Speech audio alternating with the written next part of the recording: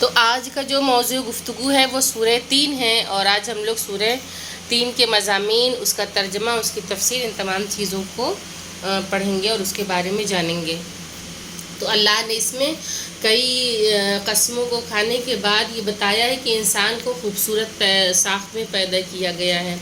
پھر اس کے بعد جو اس میں سیکنڈ پوائنٹ ہے، یہ بھی بتایا گیا ہے کہ انسان جو ہے وہ بلندیوں کی طرف سفر کر سکتا ہے اور پستیوں میں بھی گر سکتا ہے۔ تو یہ انسان کے اپنے ہاتھ میں ہے کہ وہ کس راستے کا انتخاب کرتا ہے۔ اگر چاہے تو وہ بلند سے بلند تر ہو سکتا ہے، اور چاہے تو وہ بالکل نچلے طبقے پہ بھی جا سکتا ہے۔ اس کے بعد جو ہے تیسرا جو پوائنٹ ہے، اس میں قیامت کا تذکرہ، اور انسان کو یہ بھی درس دیا گیا ہے کہ احکم الحاکمین اللہ کی ذات ہے اور اس کے علاوہ کوئی نہیں ہے، کہ کوئی اگر دعویٰ کرے اور بے نیازی کا کوئی دعویٰ نہیں کر سکتا، اور نہ ہی کوئی اپنے آپ کو بہت بڑا بزرگ و برتر سمجھ سکتا ہے، کیونکہ صرف اور صرف حاکم ایک ہی ہے اور وہ اللہ رب العزت ہے۔ اور اس سورہ کی جو فضیلت ہے وہ بھی ہے، حدیث نبوی میں آیا ہے، نبی کریم محمد مصطفیٰ صلی اللہ علیہ وآلہ وسلم نے ارشاد فرمایا کہ جو شخص اس کی تلاوت کرے گا اسے بے حد اجر و ثواب دیا جائے گا، گویا اس نے حضور کی غمزدہ حالت میں زیارت کی اور اللہ نے اس کی مشکل کو حل کر دیا۔ اس سورہ کو اپنے کھانے پر پڑھ کر اگر کھایا جائے، اگر کھانے پر پڑھ لیا جائے تو آدمی جو ہے، انسان اس کے مضر اثرات، یعنی کہ جو اس کے نقصان دہ اثرات ہیں، ان سب چیزوں سے بچ جائے گا، اور اس کھانے میں زہر بھی ہو تب بھی وہ شفا میں بدل جائے گا۔ تو یہ سورہ جو ہے اس قدر پروردگار عالم نے اس میں تاثیر رکھی ہے کہ کھانے کی تاثیر کو بھی یہ چینج کر سکتا ہے۔ کتاب ثواب اعمال میں ہے کہ امام جعفر صادق علیہ السلام نے ارشاد فرمایا، جو شخص سورہ 3 کی فریضہ نماز اور نافلہ نماز میں تلاوت کرے گا، خداوند کریم اسے اس قدر جنت عطا کرے گا کہ وہ خوش ہو جائے گا۔ تو اس سورہ کی تلاوت کرتے ہیں، اس کے بعد ہم لوگ اس کی میننگ بھی دیکھیں گے۔ آواز بالکل صاف آ رہی ہے نا آپ لوگوں کو؟ جی جی ٹھیک ہے۔ جی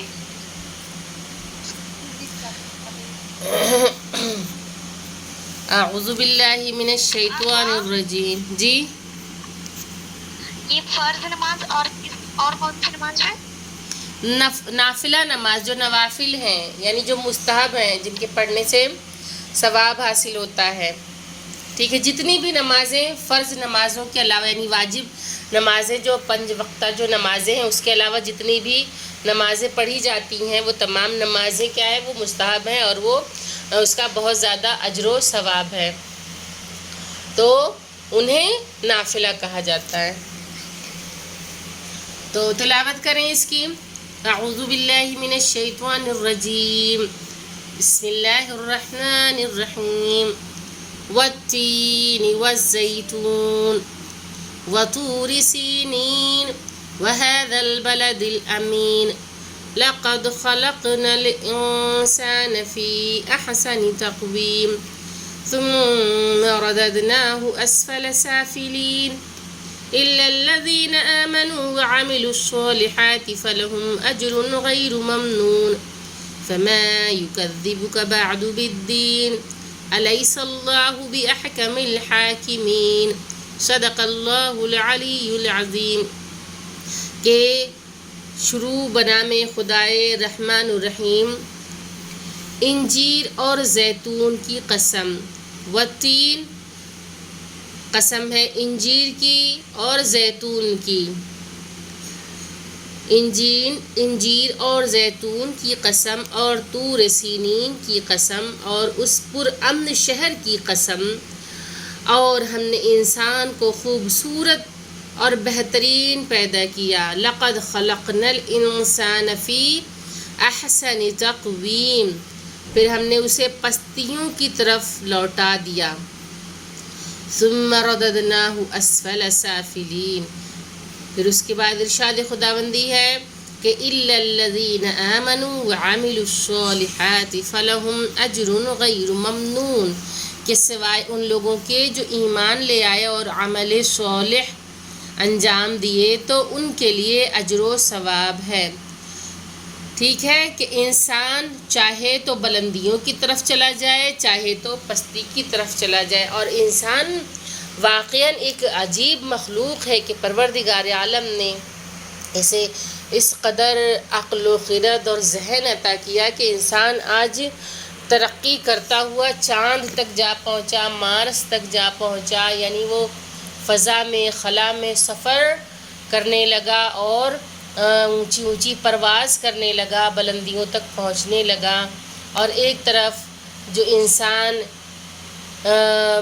دیکھا جائے کہ جس نے اپنی عقل و خرد کا استعمال نہیں کیا، جو جہالت کے گھپ اندھیرے میں رہ گیا، پھر وہ بالکل بدترین درجے میں بھی چلا گیا ہے کہ بہت ساری چیزیں ہیں، بہت سے عجائبات جو ہے وہ انسانوں کے اندر خود پائے جاتے ہیں۔ تو اللہ کی معرفت کا سب سے بڑا ذریعہ اگر دیکھا جائے تو خود اپنی ہی ذات ہے، کہ اگر ہم دنیا کو نہ دیکھیں، اس کی تمام چیزوں کو نہ دیکھیں، اگر اپنے آپ پہ بھی ہم غور کر لیں تو بھی ہمیں اللہ کی معرفت حاصل ہو جائے اور ہم بالکل سجدہ شکر میں گر جائیں۔ جیسا کہ میں نے کل کے درس میں بتایا تھا کہ نماز پڑھو، سجدہ کرو، لیکن اللہ کو اس لائق جان کے سجدہ کرنا چاہیے، نہ کہ جنت کی لالچ میں اور جہنم کے خوف سے، بلکہ پروردگار عالم لائق سجدہ ہے، اے اللہ اس لیے ہم تیرا سجدہ کرتے ہیں کہ خداوند کریم تو بہترین خالق ہے اور تو نے ہمیں بہترین خلق کیا،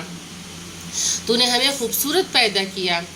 تو اس کے بعد پھر آگے جو ہے آیت میں ارشاد ہو رہا ہے الیس اللہ بأحکم الحاکمین، تو اس کے بعد آپ کو جزا و سزا کے سلسلے میں کون جھٹلا سکتا ہے؟ کیا اللہ سب حاکموں پر حاکم نہیں ہے کہ دنیا کے بڑے بڑے بادشاہ و سلاطین ایک طرف، لیکن پروردگار عالم ایک طرف۔ آپ لوگوں نے دیکھا ہوگا کہ قرآن میں کیسے کیسے لوگوں کا ذکر ہوا ہے کہ کہیں حامان ہے، کہیں جو ہے وہ ہے نمرود ہے، کہیں فرعون ہے، کہیں شداد ہے۔ تو ان تمام لوگوں نے سب نے خدائی کا دعویٰ کیا، اور آج بھی ایسے لوگوں کی قبریں جو ہے نا وہ نشان عبرت بنی ہوئی کہ انسان دیکھے اور سبق سیکھے، ان سے عبرت حاصل کرے۔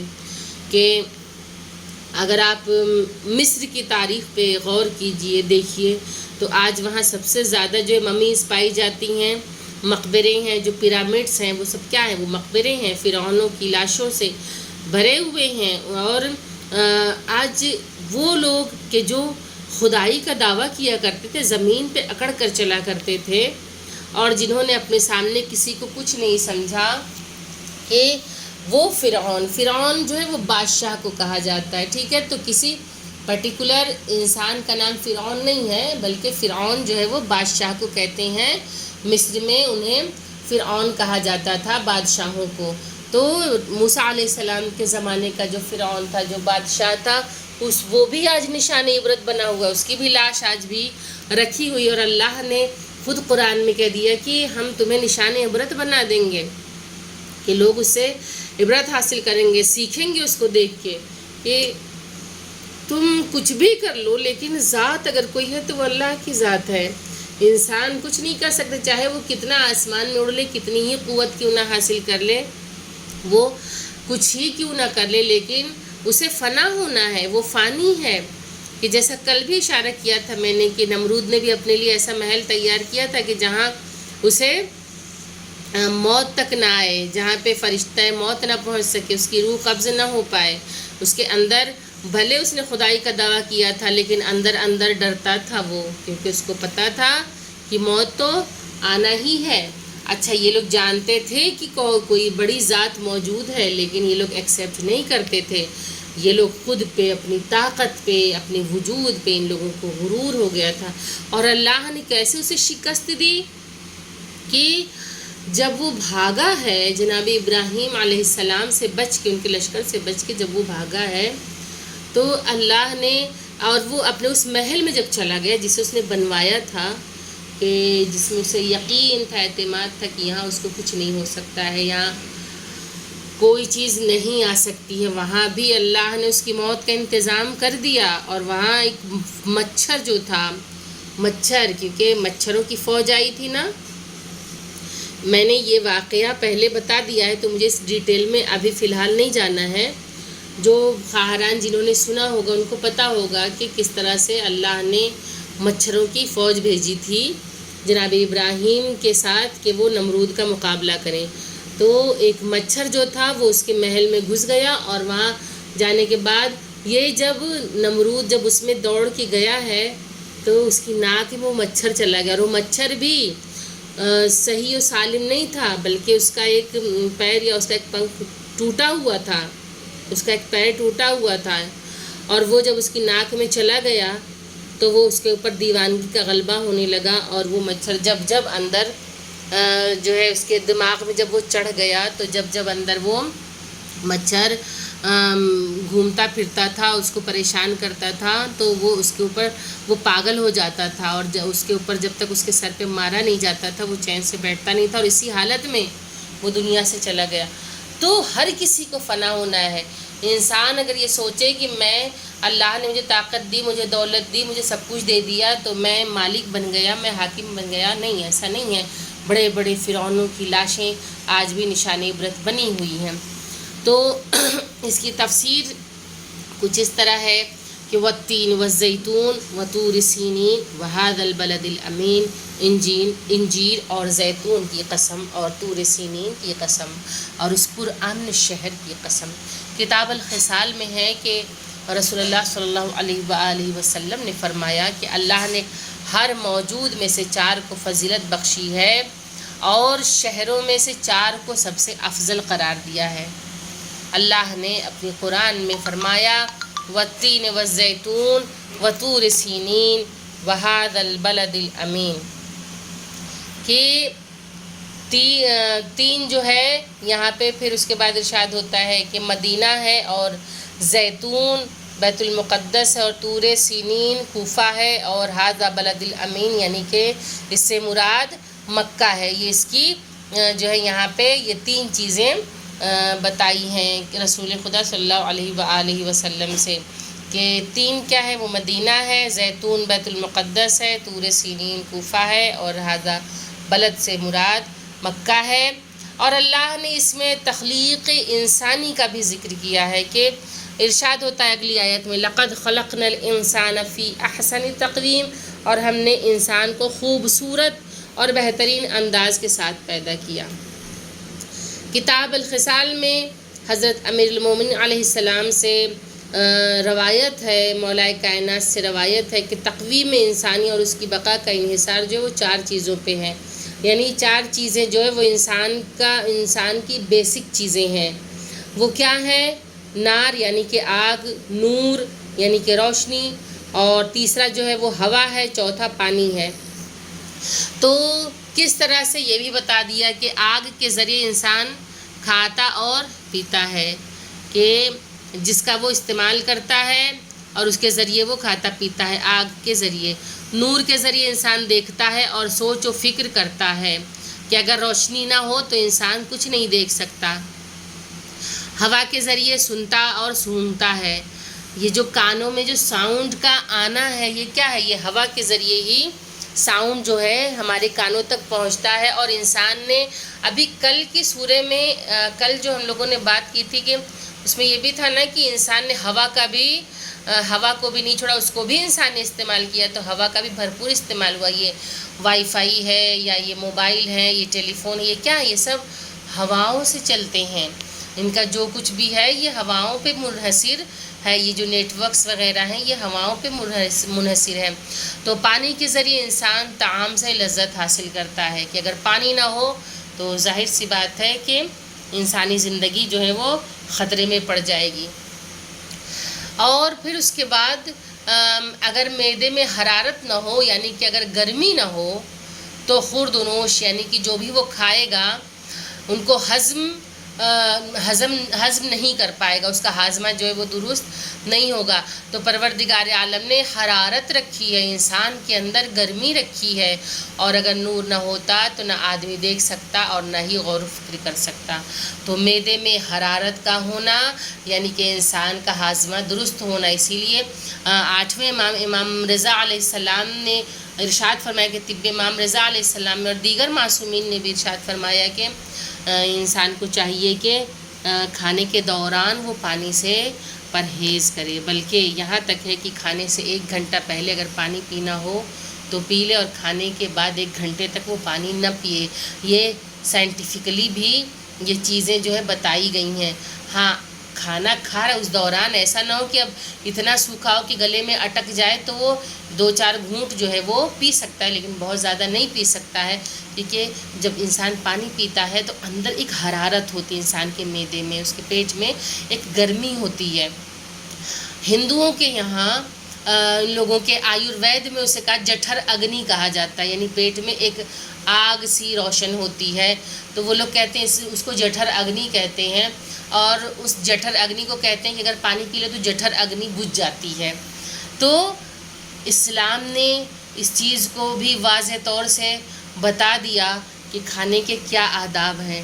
تو حرارت یعنی کہ وہی گرمی جسے ہندی میں آیورویدا میں جٹھر اگنی کہتے ہیں، پیٹ میں ایک آگ جو ہے، معدے میں ایک آگ جو ہے وہ جلتی ہے کہ جس سے کھانا وہ ہضم ہوتا ہے، وہی حرارت مولا کائنات نے پہلے بتا دیا کہ اگر معدے میں حرارت نہ ہو، گرمی نہ ہو تو کھانا اچھے سے ہضم نہیں ہو سکتا۔ اور انسان کیا کرتا ہے کہ خوب پانی پیتا ہے، کھانا کھانے سے پہلے بھی پیتا ہی رہتا ہے، اور کھانے کے درمیان بھی پیٹ بھر بھر کے پانی پیتا ہے، جس کے نتیجے میں کیا ہوتا ہے، آج ہم لوگوں کا ڈائجیشن سسٹم جو ہے وہ صحیح سے کام کیوں نہیں کرتا ہے، وہ اسی وجہ سے۔ شریعت نے، اسلام نے کوئی موضوع چھوڑا نہیں ہے، بلکہ ہر موضوع پہ بات کی ہے، زندگی کے ہر پہلو پہ روشنی ڈالی ہے، انسان کی زندگی گزارنے، پیدا ہونے سے لے کے موت اور موت کے بعد تک کی باتوں پہ جو ہے وہ گفتگو کی ہے۔ تو اس لیے یہاں پہ حرارت کے ذریعے انسان کا ہاضمہ درست ہوتا ہے، اور اس کے بعد نور یعنی کہ اگر روشنی نہ ہو تو انسان دیکھ نہیں سکتا۔ اگر بند کمرے میں بالکل اندھیرا کر دیا جائے تو کیا ہماری آنکھوں کی اتنی کیپیسٹی ہے کہ وہ کچھ دیکھ سکیں؟ ہرگز نہیں دیکھ سکتی ہیں۔ تو جب تک ہلکی سی روشنی بھی نہ ہوگی انسان نہیں دیکھ سکتا اور نہ ہی غور و فکر کر سکتا ہے۔ جب وہ کچھ دیکھے گا ہی نہیں تو سوچے گا کیا، غور و فکر کیا کرے گا؟ اس کے بعد اگر ہوا نہ ہو تو معدے میں حرارت میں تیزی نہ آئے گی، تو ہوا کا آنا جانا، یہ سانسوں کا چلنا، یہ کیا ہے؟ معدے میں اس آگ کو، اس حرارت کو باقی رکھتا ہے، کیونکہ آگ کو کیا چاہیے؟ آگ کو آکسیجن چاہیے کہ وہ روشن ہو۔ اندر کی حرارت کیسے باقی رہتی ہے؟ کہ جب انسان آکسیجن لیتا ہے یعنی ہوا کے ذریعے، اس کے اندر بھی وہ گرمی، وہ حرارت جو ہے وہ تیز ہوتی ہے۔ اور اگر پانی نہ ہوتا تو طعام میں لذت نہ ہوتی، یعنی اگر پانی نہیں ہوتا تو کھانے میں انسان لذت کا احساس بھی نہیں کر سکتا تھا، کوئی نہیں کھا سکتا روکھا کھانا، سوکھا سوکھا سا۔ پھر اس کے بعد امام جعفر صادق علیہ السلام نے فرمایا کہ جسم انسانی 4 چیزوں سے مل کر بنا ہے، روح ہے، عقل ہے، خون ہے اور نفس ہے۔ یہ 4 چیزوں سے مل کے انسان کا جسم بنا ہوا ہے، کہ جب روح نکلتی ہے تو عقل بھی نکل جاتی ہے۔ جب انسان کے جسم سے روح کھینچ لی جاتی ہے تو اس کی عقل بھی زائل ہو جاتی ہے۔ کبھی آپ نے دیکھا ہوگا کہ جب کوئی انسان جھانکنی کے عالم میں ہوتا ہے تو اس کا کیا عالم ہوتا ہے؟ کیونکہ جھانکنی کا عالم کیا ہے کہ جسم کے کچھ حصے سے جو ہے وہ روح نکل جاتی ہے۔ اس وقت انسان بولنے سے مجبور، کہنے سے مجبور، دیکھتا تو ہے سب کچھ لیکن زیادہ سوچ نہیں سکتا، زیادہ سمجھ نہیں سکتا، بولنا تو چاہتا ہے لیکن بول نہیں سکتا، ٹھیک ہے۔ اور جب روح کسی چیز کو خواب میں دیکھتی ہے تو عقل اسے یاد رکھتی ہے کہ انسان جب سوتا ہے تو وہ ایک طرح سے وہ نیم مردہ ہوتا ہے، یعنی وہ آدھا مردہ ہی ہوتا ہے۔ انسان کا سونا جو ہے وہ آدھا وہ مردہ ہوتا ہے، یعنی کہ انسان جو ہے اس وقت مرا ہوا ہوتا ہے، جب وہ سو جاتا ہے، اور یہ اللہ کا کرم ہے کہ وہ ہماری روح کو دوبارہ ہمارے جسم میں بھیج دیتا ہے، کیونکہ سونے کے بعد ہماری روح خدا جانے کہاں کہاں سفر کرتی ہے. جو ہم خواب دیکھتے ہیں، جو چیز ہم دیکھتے ہیں نیند کی حالت میں، یہ تمام چیزیں یہ ہماری روح کا سفر ہوتا ہے. یہ اللہ جانے یہ کہاں سے کہاں تک گھوم کے چلی آتی ہے. انسان کی عقل حیران ہے. لوگ ٹائم مشین بناتے رہ گئے، لیکن اللہ نے جو ٹائم مشین بنا دی اس کو کوئی جو ہے ویسا نہیں بنا سکتا کہ جب روح کسی چیز کو خواب میں دیکھتی ہے تو عقل جو ہے اس کو یاد رکھتی، اس کو محفوظ کر لیتی. اسی لیے ہوتا ہے کہ اکثر جو ہے وہ ہم کو بہت ساری چیزیں یاد رہتی ہیں جو ہم خواب دیکھتے ہیں. پھر اس کے بعد اسفل سافلین، پست حالتوں میں انسان جو ہے وہ غافل ہوا کرتا ہے. مثلاً اس کے بڑھاپے، بے عقل ہونا، بیمار ہونا، کمزور ہونا، زمین گیر ہونا، اور اس کا بچپن وغیرہ، یہ تمام حالات جو ہیں وہ سافلین میں شمار ہوتے ہیں، یعنی پست، بہت نچلے طبقے پہ. کہ جو ہے جب انسان شدید ترین بڑھاپے سے دوچار ہوتا ہے تو اس حالت کو اسفل سافلین کہتے ہیں، یعنی پست سے پست ترین حالت کے اسفل سافلین کہا گیا. بعض مفسرین نے اس سے کفار کو بھی مراد لیا ہے کہ کفار جو ہیں وہ تو خیر پستی میں ہیں ہی، وہ اسفل سافلین میں ان کا شمار ہے ہی. لیکن یہاں پہ ایک مراد جو ہے وہ یہ بھی ہے کہ بہت زیادہ جب بڑھاپا، آپ نے کبھی دیکھا ہوگا کہ بہت زیادہ جو بزرگ ہوتا ہے تو اسے کس قدر تکلیف ہوتی ہے، کتنی پریشانی ہوتی ہے. یہ موت کیا ہے؟ یہ موت نعمت ہے. اگر موت نہ ہوتی تو سوچئے کہ دنیا کا کیا عالم ہوتا. آج اتنی آبادی پہ شور مچ رہا ہے کہ آبادی بڑھ رہی ہے، آبادی بڑھے، حالانکہ لوگ لاکھوں کروڑوں کی تعداد میں ڈیلی دنیا سے جاتے بھی ہیں اور دنیا میں آتے ہیں. لیکن پروردگار عالم نے موت کو ایک نعمت بنا کر بھیجا. جب بہت زیادہ ضعیفی آ جاتی ہے تو انسان مجبور ہو جاتا ہے، چلنے پھرنے سے مجبور ہو جاتا ہے، اس کی عقل ضائع ہونے لگتی ہے، اس کی طاقت گھٹنے لگتی ہے، طاقت کم ہونے لگتی ہے، وہ دوسرے کا محتاج ہو کے رہ جاتا ہے. پھر جس کا وہ محتاج ہوتا ہے، یعنی جس اولاد کو اس نے خون جگر سے سینچا ہے، جو اولاد بڑی ہو جاتی، پھر اسی اولاد پہ وہی والدین بوجھ لگنے لگتے ہیں، وہی بزرگ بوجھ لگنے لگتے ہیں. کیونکہ آپ نے دیکھا ہوگا کہ کچھ ایسے لوگ بھی ہیں کہ جن کی عمر 105، 110، 112، یہاں تک کہ جو ہے 125 سال، 140 سال کی ایک خاتون جو آج بھی زندہ ہے، اور بالکل ان کی ہڈی جو ہے وہ سوکھ چکی ہے. پاکستان میں ان کے بارے میں ایک ویڈیو آیا تھا کہ وہ عورت آج بھی مطلب ایسی ہے کہ سمجھیے کہ اس کی جلد جو ہے نا بالکل سوکھتی چلی جا رہی ہے، اور لیکن اللہ کی قدرت کے اللہ نے زندہ رکھا ہے. یہ خدا کی قدرت ہے. موت اور حیات اللہ کے ہاتھ میں. اس چیز سے ثابت ہو گیا کہ انسان کے اختیار میں موت اور حیات نہیں ہے. اللہ جس کو حیات دینا چاہے اس کو 200 سال حیات دیتا ہے، اور جس کو ختم کرنا چاہے اس کو اللہ کیسے ختم کر دیتا ہے. جو پچھلے جو انبیاء کا آپ لوگوں نے قصہ سنا ہوگا، اور جو آپ لوگ پڑھیں گی تو آپ لوگوں کو پتہ چلے گا کہ کتنی حیات پہلے کے زمانے میں ہوا کرتی تھی. یہ تمام چیزیں جو ہیں وہ اللہ کے ہاتھ میں ہیں. تو خیر ہم لوگ اس کا جو تھوڑا جو باقی رہے گا انشاءاللہ ہم لوگ کل پڑھیں گے، کیونکہ آج وقت ہو گیا ہے اور میرے موبائل بھی جو ہے وہ بند ہو جائے گا. تو لہٰذا اس کلاس کو یہیں ختم کرتے ہیں، ورنہ کچھ باتیں جو ہیں وہ رہ جائیں گی اور واضح نہیں ہو پائیں گی، اور آپ لوگوں کو بھی کلاس کرنا ہے. تو خدا حافظ. التماس سے دعا.